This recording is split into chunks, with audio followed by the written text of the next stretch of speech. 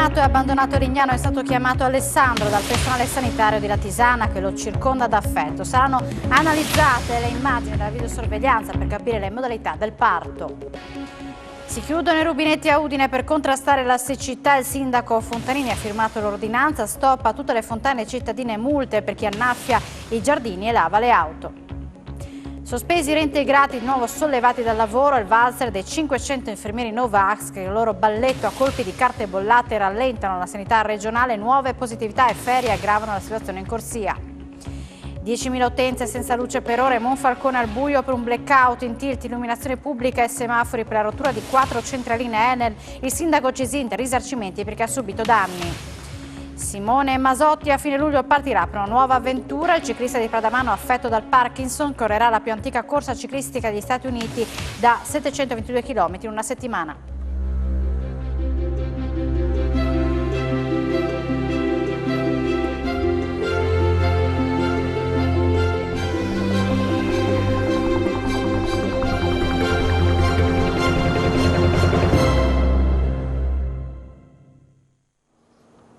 Buonasera e ben ritrovati a un nuovo appuntamento con l'informazione di Telefriuli. Il neonato venuto alla luce ieri pomeriggio a Lignano e subito abbandonato dalla madre in attesa di essere riconosciuto è stato chiamato Alessandro. Intanto il personale tecnico sanitario insieme agli investigatori sta analizzando le immagini del sistema di videosorveglianza della stazione per ricostruire le modalità con le quali è avvenuto il parto.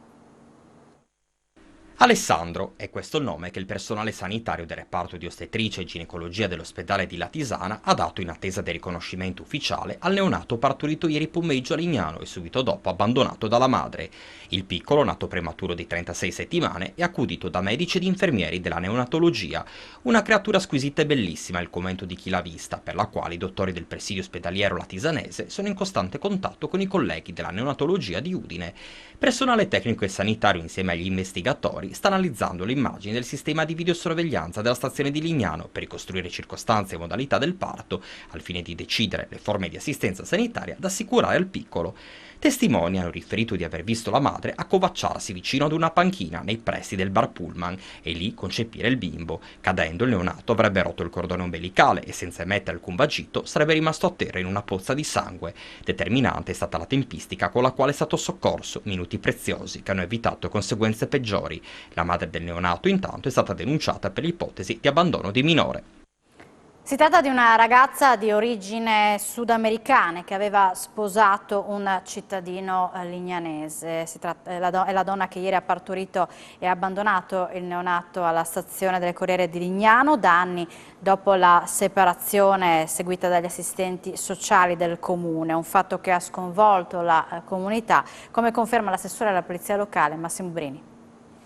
È la prima volta che sento di un caso analogo accaduto a Lignano Sabbiadoro.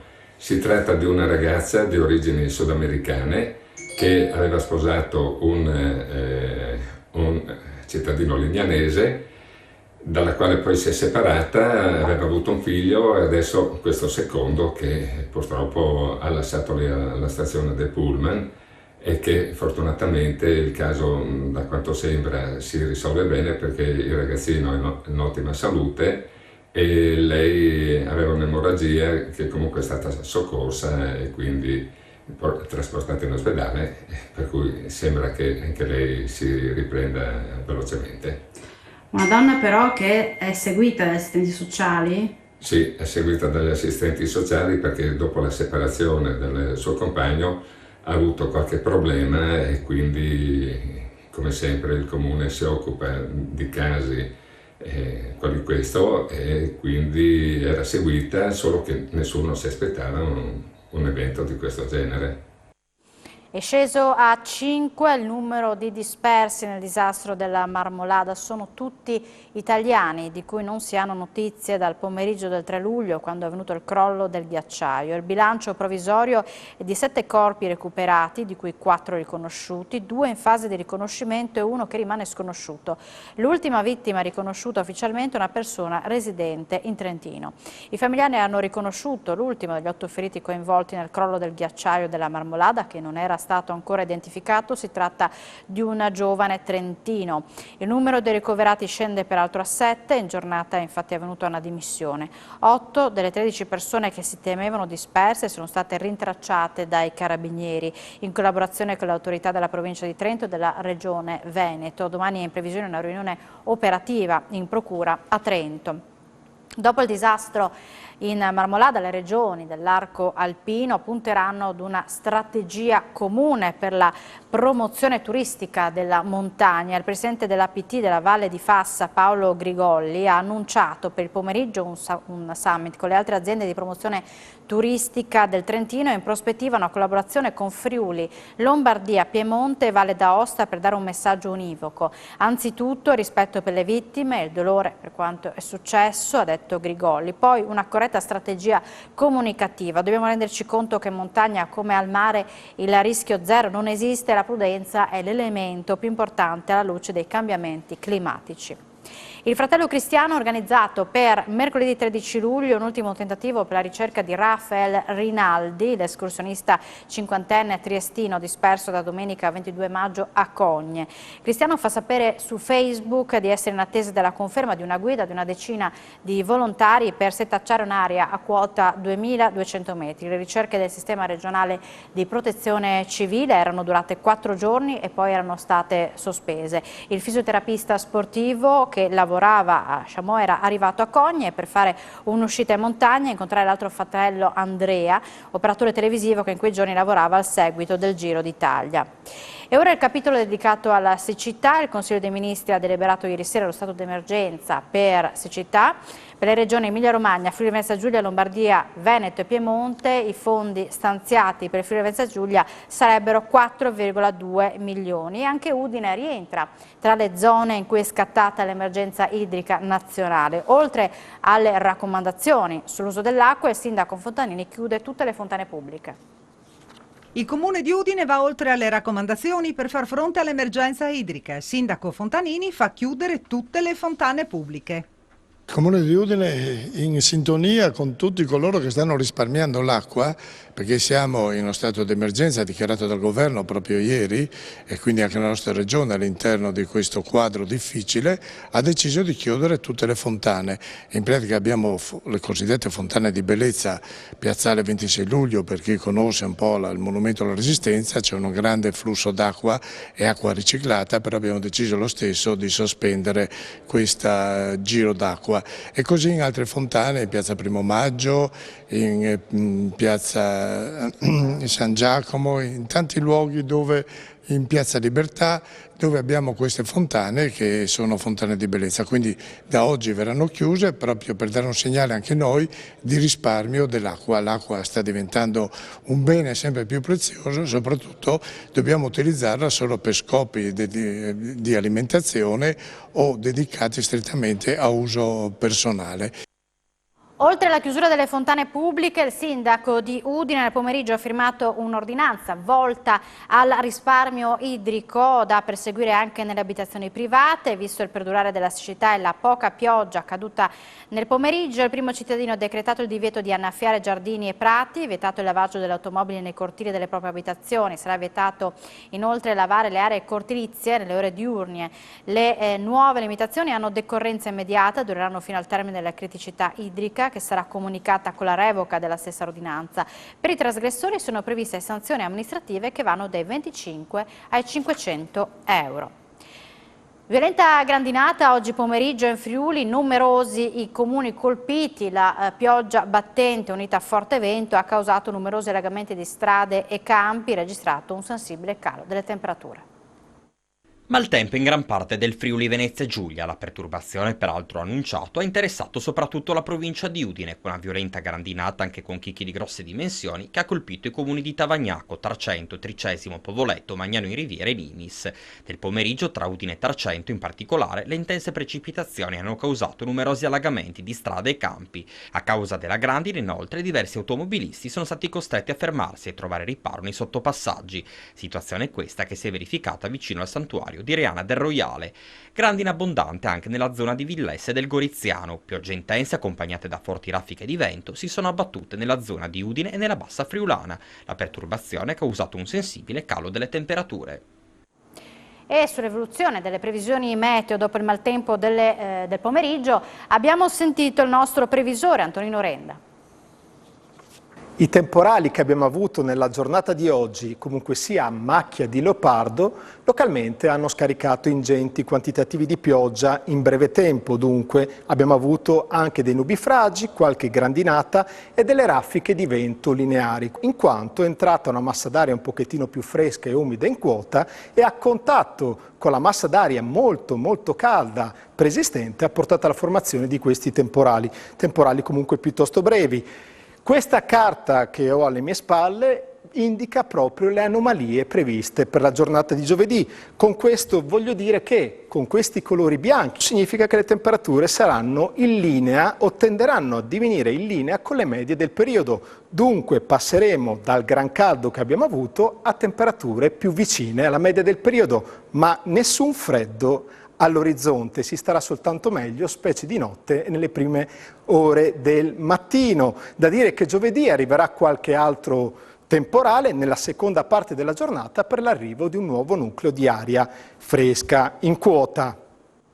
A Monfalcone sono saltate 4 centraline della distribuzione di media tensione a causa del caldo. Per il mancato funzionamento degli impianti semaforici il blackout ha messo a dura prova anche la viabilità e le attività economiche risultavano semiparalizzate. Il sindaco Anna Maria Cesintra rassicura i cittadini e per i danni chiederà l'eventuale risarcimento.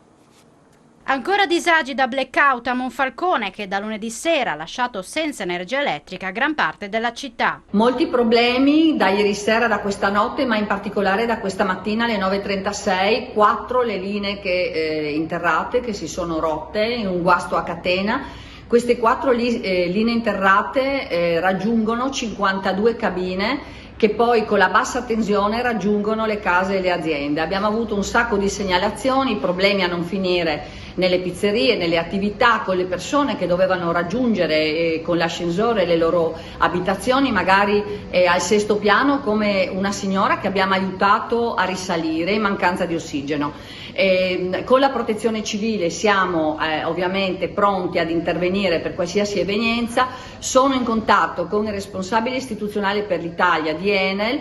Il danno è stato causato a causa, secondo loro, del grande caldo. Mi sembra una cosa incredibile, però in questo momento dalle 9.000 utenze disallineate che non avevano più energia, in questo momento siamo scesi a 1.100. Abbiamo avuto dei problemi enormi anche con i semafori che sono saltati tutti, con la polizia locale ovviamente che ha gestito come poteva e come ha potuto assieme ai carabinieri in quest'ultima fase il traffico per la sicurezza della viabilità.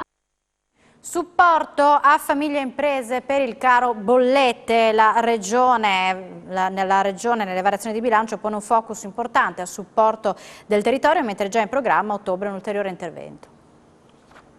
Il focus è sull'energia con la consapevolezza che sarà necessario un ulteriore intervento ad ottobre. L'assestamento di bilancio, che è iniziato oggi il viaggio nelle commissioni del Consiglio regionale, rispetto alla prima versione da 680 milioni è salito a 721 milioni. Che saranno destinati principalmente a dare un aiuto importante alle nostre imprese per far fronte all'emergenza energia e poi a sostenere tutte le scelte strategiche che abbiamo già avviato nel corso di questa legislatura, in particolare in ambito di investimento a vantaggio di enti pubblici e di imprese stesse, e poi sostenere i bisogni prioritari delle famiglie e della persona con un occhio di riguardo alla salute. Sul fronte energia 40 milioni saranno rivolti alle imprese, 15 milioni agli sconti benzina, 7 milioni per gli EDR e 1,4 a sostegno di scuole ed enti di formazione. Non mancano poi 11 milioni per chi investirà su impianti fotovoltaici e non è escluso un supporto ai comuni per il caro bollette. Sul fronte siccità invece al momento non ci sono richieste dirette delle amministrazioni per quanto riguarda la riduzione della dispersione tipica degli impianti vecchi presenti sul territorio. La dispersione credo sia sì uno dei focus importanti, ma non il principale. Credo che i metodi di approvvigionamento e conservazione della risorsa idrica, quindi bacini piuttosto che altre forme di raccolta e mantenimento dell'acqua, soprattutto a vantaggio ovviamente dell'agricoltura, siano i temi sui quali dobbiamo confrontarci con misure in termini di investimento. L'ex moglie, funzionaria di banca, era accusata di aver truffato tra il 2006 e il 2016 per oltre 2 milioni di euro decine di clienti di una filiale di Tolmezzo. Oggi il Tribunale di Udine ha condannato l'ex marito a 3 anni e 8 mesi di carcere per riciclaggio. Truffa milionaria a Tolmezzo. Il Tribunale di Udine ha condannato per riciclaggio l'ex marito della bancaria infedele. Ammonta a 3 anni e 8 mesi di reclusione, oltre alla confisca di beni per 266.000 euro, la pena comminata ad Antonio Moscato, 62 anni, di Tolmezzo. Si tratta dell'ex consorte di Michela Chiaruttini, accusata di aver truffato per 2,2 milioni di euro decine di clienti della filiale tolmezzina della UBI Banco Brescia tra il 2006 e il 2016. L'ex bancaria, che aveva convinto le vittime ad effettuare investimenti per poi intascare i soldi, oltre a prelevare somme dai loro conti correnti, era deceduta nell'ottobre 2021 all'età di 58 anni. Per lei il processo era terminato, ma è continuato per Moscato, nei cui conti correnti erano state versate somme non compatibili con il suo stipendio di dipendente. Secondo il PM Elisa Calligaris, che aveva chiesto per lui una condanna di 5 anni di carcere, quei soldi sono riconducibili alle attività illecite dell'ex moglie. L'uomo, insegnante, originario di Gela in Friuli da 40 anni, si è difeso oggi affermando che era la moglie a gestire la situazione finanziaria familiare, compresi i suoi conti, e che non aveva avuto alcun presentimento delle attività illecite della consorte. Scoprirle era stato uno shock e in seguito ha perduto amici e parenti, compreso il suo fratello, anche lui vittima della moglie. Sono stati invece assolti, come da richiesta del PM, la sorella e il cognato della bancaria, Cecilia Chiarottini ed Eros Marcuzzi. Il caso, infatti, nacque quando Cecilia chiese in filiale la smobilitazione di polizze vita e investimenti, poi risultati inesistenti.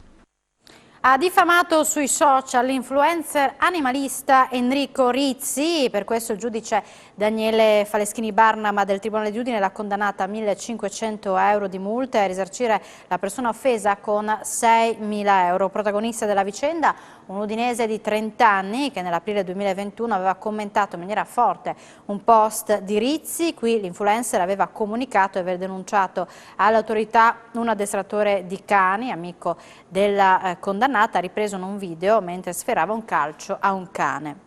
E di 3 persone ferite, di cui una grave, il bilancio dell'incidente stradale che si è verificato oggi pomeriggio alle 16:30 nel tratto autostradale della 4 tra San Giorgio di Nogaro e Latisana in direzione Venezia. Nell'impatto avvenuto all'altezza del comune di Palazzolo dello Stella risultavano coinvolti 3 auto articolati. Una persona rimasta incastrata nel proprio mezzo è stata ritrasportata in condizioni gravi all'ospedale di Udine.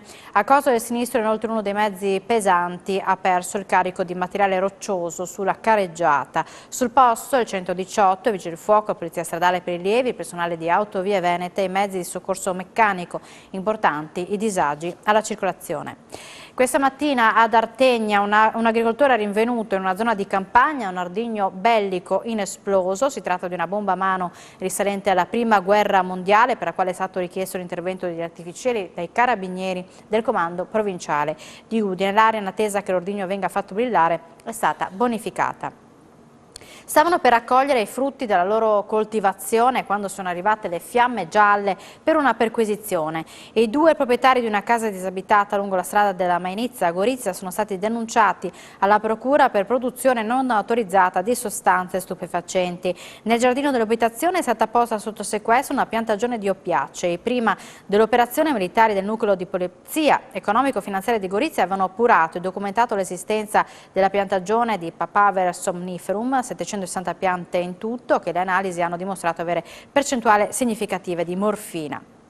Siamo ai dati della pandemia, nelle ultime 24 ore sono state superate le 2.600 positività nella nostra regione, sono precisamente 2.607, sono emersi da 10.741 test, le persone ricoverate in terapia intensiva sono 7, mentre i pazienti ospedalizzati in altri reparti sono 165. Oggi si registrano i decessi di 5 persone, 3 a Udine, 1 a Trieste e 1 a Gorizia.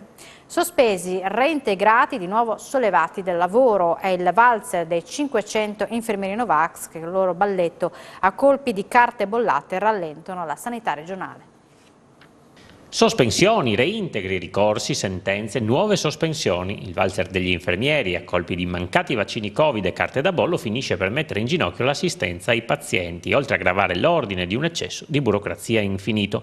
Situazione molto caotica perché ci sono reintegri, sospensioni, ci sono sentenze del TAR di alcune regioni che vanno a modificare, siamo sempre più subissati a richieste di avvocati, di infermieri che per essere reintegrati non più a 90 giorni ma a 180 giorni. Insomma a 6 mesi. Abbiamo 300-400 infermieri in regione non vaccinati che fanno questi valzer fra sospensioni e rientri, fanno la differenza, specie per le case di riposo e per altre strutture private che hanno numeri ancora più bassi rispetto alle aziende pubbliche.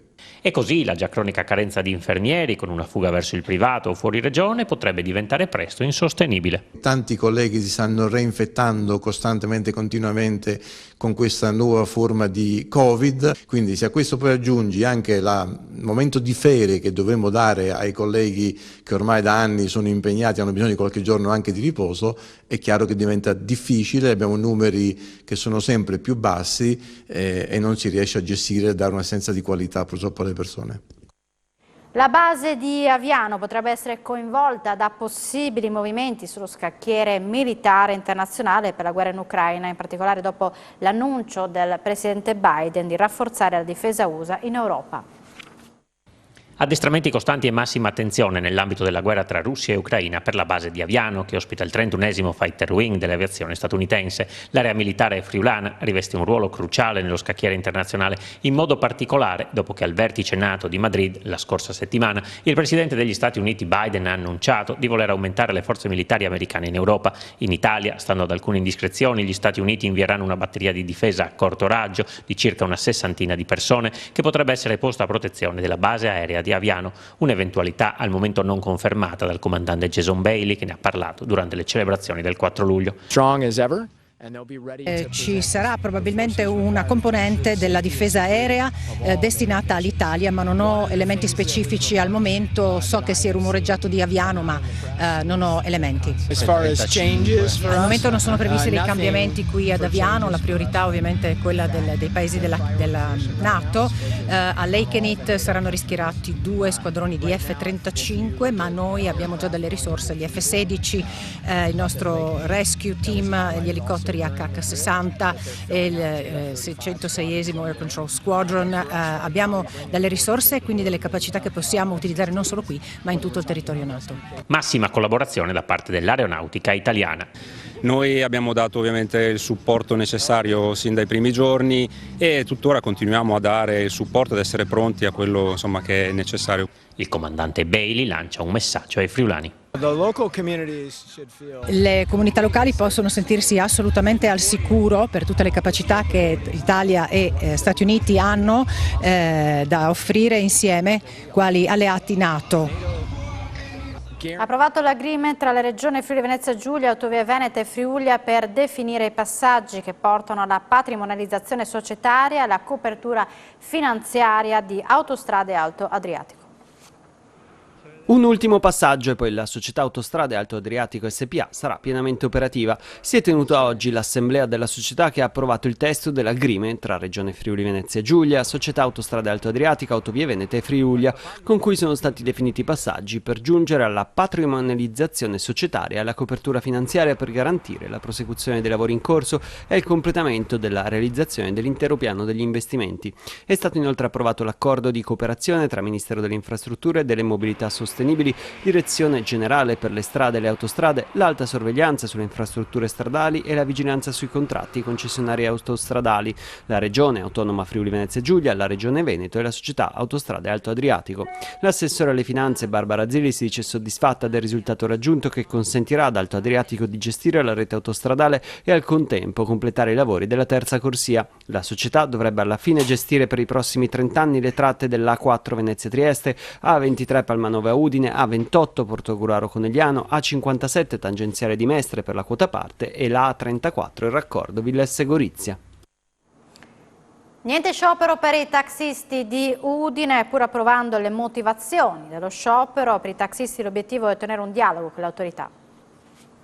Il Consorzio dei Taxi di Udine non ha aderito allo sciopero nazionale per manifestare contro il DDL concorrenza, una decisione presa per non creare un disagio ulteriore, in particolare agli anziani che usufruiscono del servizio. Avendo una percentuale molto alta di utenti anziani che non possono utilizzare la macchina per spostarsi, abbiamo deciso comunque di continuare a dare servizio per venire incontro a questa fascia di cittadinanza. Il servizio è stato completo, poi ognuno poteva scegliere di aderire o meno, comunque nella gran parte siamo stati presenti e il servizio non ha subito ripercussioni. Pur approvando quelle che sono le motivazioni dello sciopero, che sono giuste, l'obiettivo per arrivare a un risultato non è quello di scioperare ma dialogare con le autorità.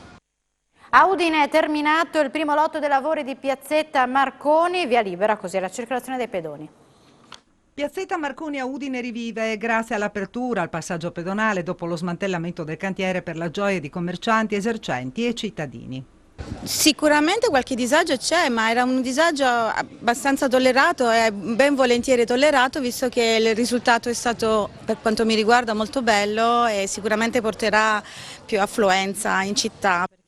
Finalmente aperta, sicuramente è un gran traguardo, visto che abbiamo comunque sempre avuto i lavori qua e era un po' un impedimento, adesso siamo contenti. Penso siano dei lavori che dureranno ancora 2 mesetti e poi sarà...